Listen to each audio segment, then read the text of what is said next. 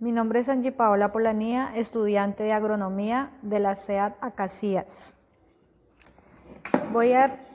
En el día de hoy les voy a exponer un poco sobre una temática de investigación escogida sobre la libertad sindical.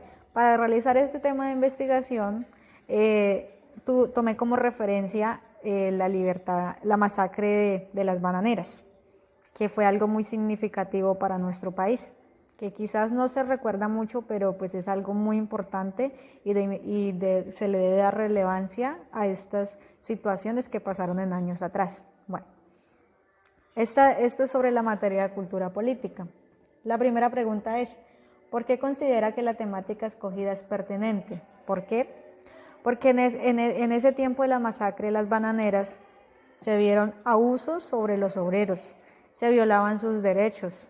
Y eso pasa aún en algunas empresas, en algunas entidades, aún sucede. La compañía estadounidense lo que hizo fue llegar a cierto lugar de Ciénaga, Magdalena, recopilar o invadir esos terrenos, sacarlos alquilados para poder cultivar, porque el banano en ese tiempo era el producto que más se vendía, el que más se exportaba. Entonces, por eso ellos aprovecharon esta oportunidad. Estaban un país dentro de otro país. ¿Qué quiere decir? Que Estados Unidos estaba dentro de Colombia. O sea, tenía invadida toda esta parte, tenía casi, por decirlo, esclavizada a la gente, los obreros. Como ellos no tenían un sindicato que los defendiera, que defendiera sus derechos, y quizás también porque en ese tiempo ellos no tenían acceso a un estudio, no tenían acceso a la educación, su nivel de escolaridad era muy bajo. Entonces, por esto, todo esto dio pie a que la compañía, los dueños de la compañía, se aprovecharan de estas personas y necesitadas también en ese momento. Entonces, por eso es importante. Se dice que fantasía, en ese tiempo fue fantasía para la compañía, pero un infierno para los obreros. ¿Por qué? Porque la compañía simplemente ganaba y ganaba y ganaba, pero ¿qué pasaba con los obreros? Sufrían enfermedades, sufrían maltratos, no tenían un lugar para ir cuando les diera alguna enfermedad. Entonces todo esto pasaba en esa situación. Entonces por eso considero que esa temática es pertinente, porque es algo de resaltar y es algo que quizás todas las personas no lo hacen, pero en el momento de que uno como que se mete en el cuento, lee, consulta sobre esto que sucedió hace muchos años, le da como un poquito de, como que le ablanda el corazón, como que uno dice, uy, fue una época muy, muy dolorosa, porque fusilar a miles de personas, eso es bastante tedioso y delicado. La otra nos dice, ¿cómo relaciona el tema investigado con la participación política y la democracia en Colombia? Entonces, se relaciona con las empresas extranjeras. Entonces, ¿qué pasa con las empresas extranjeras? Y esto sucede hoy en día. Las empresas extranjeras, ¿qué pasan? Están acabando con nuestros recursos, los recursos de Colombia. Ellos llegan, explotan los recursos, se los llevan, toman sus ganancias. A las personas que contratan les dan su sueldo normal, un mínimo, quizás un mínimo, pero ¿qué pasa? Ellos están ganando mucho más, hasta 10, 5 veces más. Entonces, todo esto ¿y qué pasa con los recursos del país? Se acaban. Quizás le brindan un empleo a estas personas que lo necesitan, pero ¿quién se está volviendo rico? Ese país extranjero, esa empresa extranjera que llegó a este sitio, a Colombia, son los que están haciendo eso.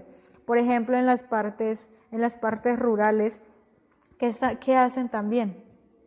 En las partes rurales, a los resguardos indígenas, los hacen mover de sus sitios natales porque necesitan extraer algo, por ejemplo el petróleo, necesitan extraer ese petróleo, viene listo, les brindaron empleo a esas personas, pero ¿qué pasa después? Consecuencias ambientales que se vienen para las poblaciones cercanas.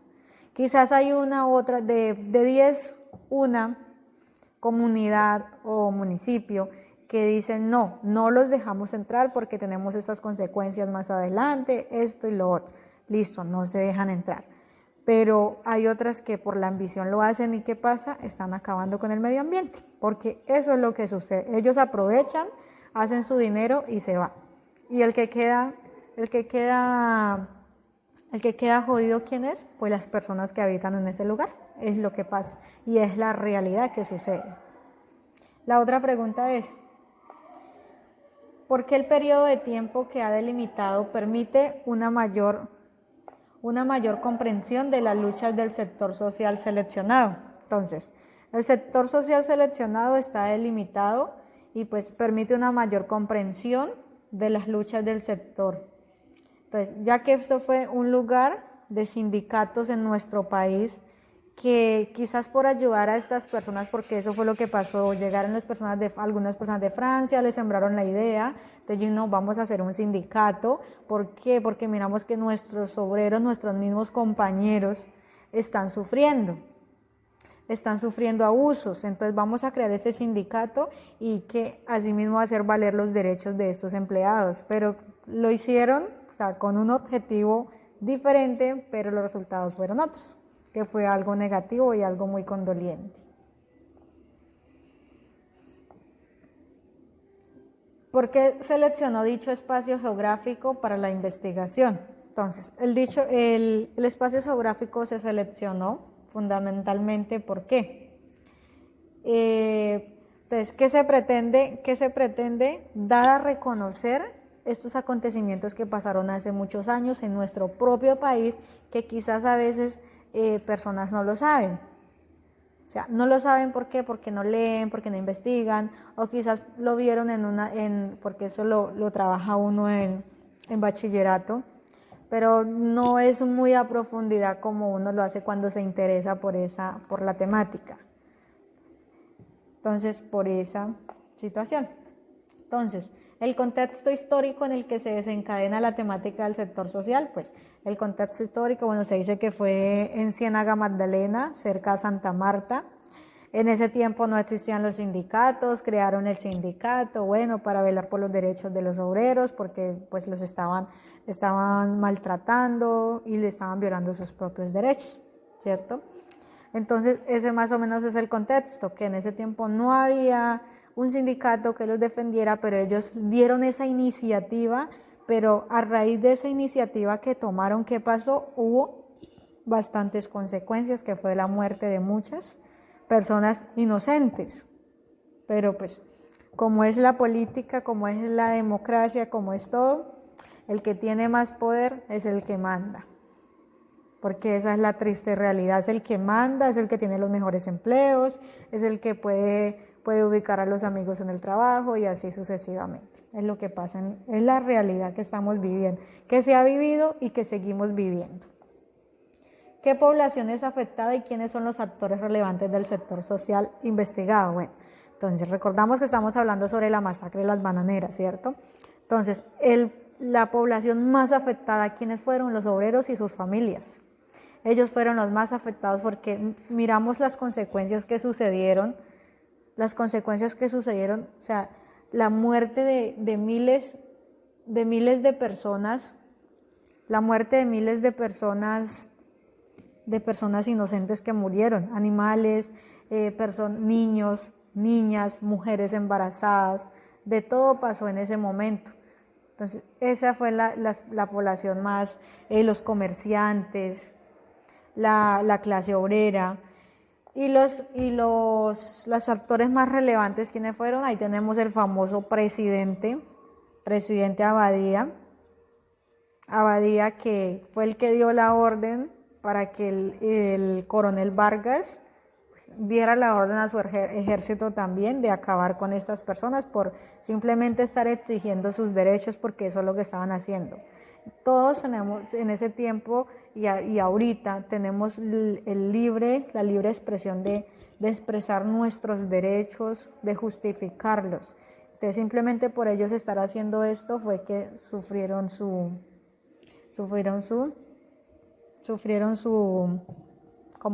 consecuencia. Entonces, ¿cuáles hechos históricos influyeron en el contexto donde se desarrolló el movimiento sector social que está documentado? Entonces, se dice que Entre el 5 y el 6 de noviembre de 1928 sucedió la masacre de las bananeras. Entonces, ¿qué pasaba? Bueno, la compañía United Fruit es la compañía, bueno, tenía a todas las personas contratadas, contrató personas de todas las diferentes regiones hasta acumular gran cantidad de obreros para satisfacer sus necesidades en el trabajo. Entonces, a pasar ese tiempo, las personas fueron mirando que estaban violando sus derechos, que estaban abusando del trabajo, de ellos mismos. Entonces lo que hicieron fue tratar de darle una solución y de crear. Alguien llegó y le dijo, oiga hermano, ustedes en ese trabajo los están explotando, ¿por qué no? Mire que salió esto, se puede formar un sindicato que defienda sus derechos, o sea, que tenga un mejor salario, que tenga salud. Y entonces ellos dirán, claro, les gustó la idea, porque a quién no le va a gustar la idea de que le mejoren su salario, un mejor sueldo o un mejor trato. Es lógico que a todos nos gusta ese momento. Entonces, listo, crearon su sindicato, entonces vamos a hacer la huelga. Hicieron la huelga por los derechos, por un mejor salario. ¿Y qué pasó? Entonces el presidente le dijo al coronel, no, esos están ¿qué? Están protestando mucho, hay que hacer algo al respecto. Entonces, vaya hasta donde están haciendo la organización y les da tantos minutos para que se retiren del sitio. Y si no, pues tiene orden de disparar. ¿Qué pasó? Ellos no acataron esa orden y tampoco jamás se les pasó por la mente que el ejército iba a disparar contra ellos. Cuando pasó el tiempo y nadie se movió, pues lo que empezaron fue a disparar. Y pues el coronel incluso ni la culpa tuvo, porque ahí la orden viene de un alto mando. Entonces ahí es donde va la idea que siempre los que tienen más poder son los que dominan a los que tienen menos poder. Y eso aún sigue sucediendo en nuestro país. Igualito sigue. Si tenemos el presidente en este momento, ¿qué pasa? Alguien lo está mandando, le está ayudando, lo está manejando como lo dice uno, por detrás.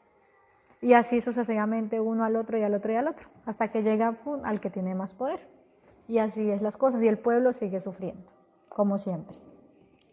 ¿Cuál es el contexto actual de la temática? Bueno, los sindicatos en este momento aún existen, pero ¿qué pasa? Según unas encuestas que se realizan en España, los sindicatos son las instituciones menos valoradas en este momento. Pero por ejemplo, ¿por qué en la situación se presenta mucho la corrupción? Eso es lo que acaba los sindicatos. Entre los mismos sindicalistas se asesinan entre ellos mismos para debilitarlos. O sea, es una guerra entre ellos mismos. Gana el que tiene más poder, el que tiene más amigos, con dinero, con poder de armas, de todo, porque todo eso juega en nuestro país. ¿Cuál es la relación de la temática investigada con el concepto de cultura política? Bueno, entonces se logra evidenciar que años tras años ha existido una corrupción, ¿cierto? Que aún sigue sucediendo. La corrupción sigue sucediendo. Nada ha cambiado, los abusos en el trabajo siguen pasando. Entonces, esa es la relación que se encuentra, que en la actualidad y en los años atrás no ha avanzado nada. La cultura política, tenemos el derecho al voto, a la libre expresión, tenemos derecho a las huelgas, a marchas. Pero ¿qué pasa si se realiza eso y el que tiene más poder acabó con sus marchas o lo convenció con un peso y ya se acabó todo? Entonces, es una mente que se deja comprar con cualquier cosa. Entonces no va a existir como una igualdad entre los mismos poderes que hay en el país. Ese es el dilema más grande. Y que por un voto la persona se deja comprar, por algo se deja comprar. Entonces, le voy a dar 1 hectárea de tierra o le voy a dar 5 cabezas de ganado para que empiece su semillero. Entonces, sí, yo voto por usted. No, Juliano le va a dar tal cosa, sí, yo voto por usted. Entonces, eso es lo que sucede, que nuestra mente, nosotros mismos somos corruptos. Y uno dice, es que ese político tal cosa. ay, es que ese político esto, pero nosotros somos los que subimos los mismos corruptos al poder y nosotros nos dejamos, nosotros también somos corruptos, nos dejamos comprar por cualquier cosa porque esa es la mentalidad que nosotros tenemos, mentalidad de pobreza.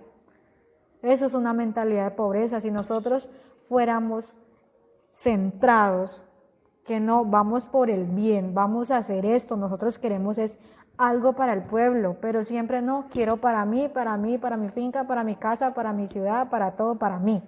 Pero no pienso en los demás, no pienso en el país completo.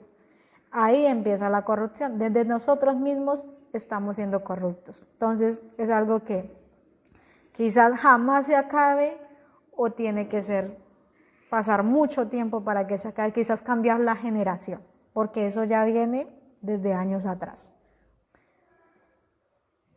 Bueno, vamos con la otra. ¿Cómo el sector social seleccionado aporta a la construcción de la democracia? Entonces, el sindicalismo es fundamental para la democracia por 3 razones. La primera, lo que se busca es que se haya, bueno, lo que ya se ha dicho, un poder, un equilibrio entre los poderes, ¿cierto? Que el político, que entre las clases sociales, como por decirlo, que haya un equilibrio. La otra, que se cumplan y se respeten los derechos de los empleados, porque es lo que se debe realizar. A través de los sindicatos se pueden realizar los reclamos, se pueden hacer cumplir los derechos, ¿cierto?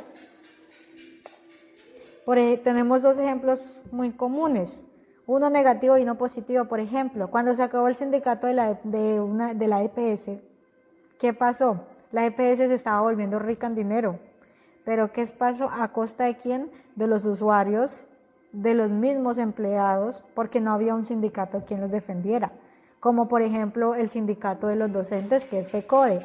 FECODE no simplemente defiende por el salario, que por una mejor salud, sino también porque ha luchado, ¿no? Ni siquiera el gobierno, lo ha hecho este sindicato, ha luchado porque la educación sea gratuita y la educación sea pública, porque incluso quieren hasta privatizar el SENA. Si ese es un sitio, o sea, es una entidad que ayuda a las personas, a los estudiantes con bajos recursos. ¿Y cómo quieren hacer esto también? Sí, mira, todo es política, todo está rodeado y todo gira con el dinero. Bueno, entonces, unas conclusiones sobre el trabajo. En el transcurso de los años, la democracia en Colombia no ha brindado un sostenimiento ni un cumplimiento de los derechos al pueblo colombiano. Eso pasa. La otra, la participación política en Colombia es muy escasa, ya que la opinión de las personas, una opinión libre expresión, es amenazada por las personas con más poder. Que si llega una persona y dice, ay, yo prometo, bueno, usted dice, ay, si esa persona va a hacer que esto, que va a cambiar esto, y quizás uno lo mira que sí, es una persona de bien, una persona de buen corazón, como que sí va a hacer algo. Entonces, ¿qué pasa con los corruptos? Ay, no, eso no lo podemos dejar ahí, no es que se nos daña, no podemos ya sacar dinero para nosotros, no podemos hacer esto, no podemos hacer fraude. Entonces, así como pasó con Jorge Eliezer Gaitán. La triste historia, ahí está la triste realidad.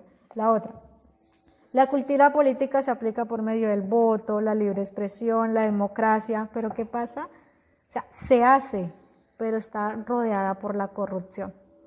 Por la corrupción está rodeada usted, tal cosa. Ah, pero que le doy un bulto de cemento si vota por mí. Ah, sí, yo voto por usted.